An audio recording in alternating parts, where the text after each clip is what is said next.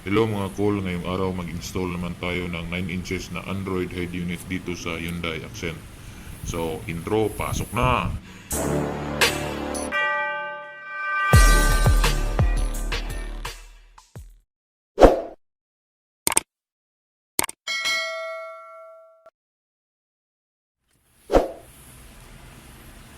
So, eto, simulan na nating tanggalin tong kanyang stock na head unit.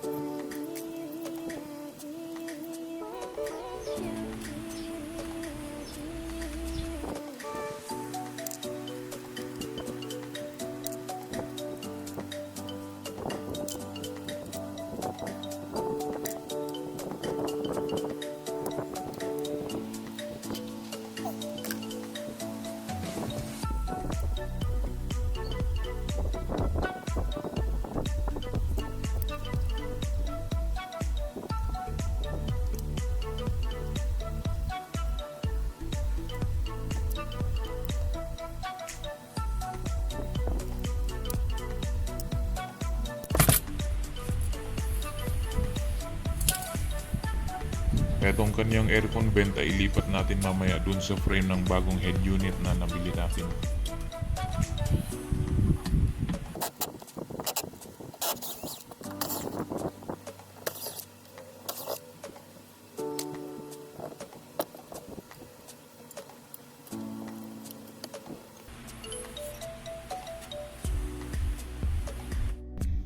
Ito yung dalawang connector. Dito tayo mag-tap na mga wire nang i-install nating bagong head unit. Ito pala yung ginawa kong diagram mga call sa connector A na 18 pins. Etong number 1 to 8 ay para to sa mga speakers. Etong number 12 naman ay dito galing yung linya ng illumination or park light. Tapos ito naman ang connector B na may 24 pins. Number 22 ay galing to sa battery. Number 24 ay galing sa body ground. Tapos number 21 ay ang accessory. Dito natin itap lahat ng mga wire sa Android head unit na nabili natin. Madali lang naman siya maintindihan kasi may mga labels din lahat ng mga wires niya. Ginawa ko pala to kasi yung head unit na nabili ko ay hindi pala siya plug and play.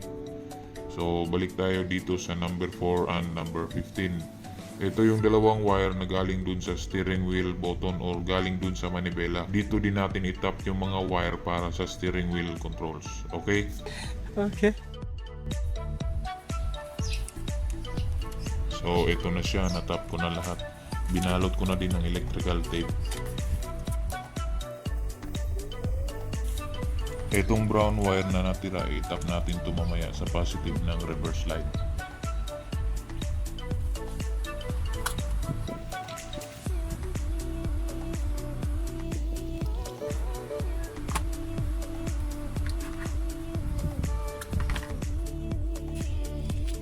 Dito natin padaanin sa ilalim yung RCA cable papunta doon sa reverse camera. Tapos sundan nyo na lang din tong diagram sa camera connection.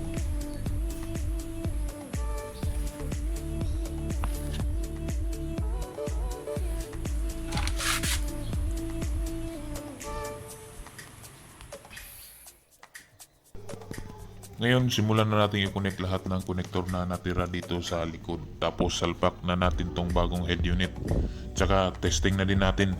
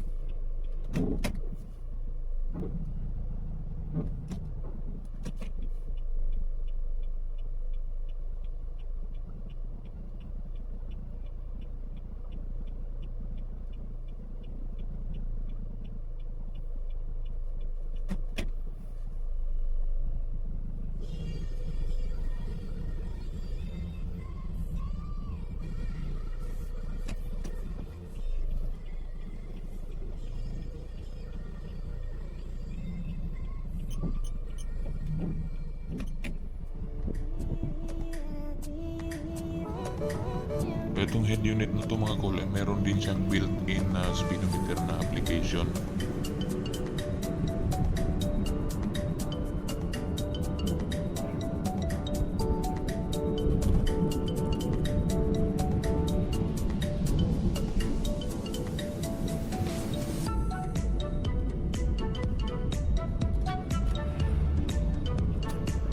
So hanggang dito na lang tong video natin mga kol. Sana may natutunan kayo. At sana din huwag niyo kalimutang mag-subscribe sa aking channel. Salamat!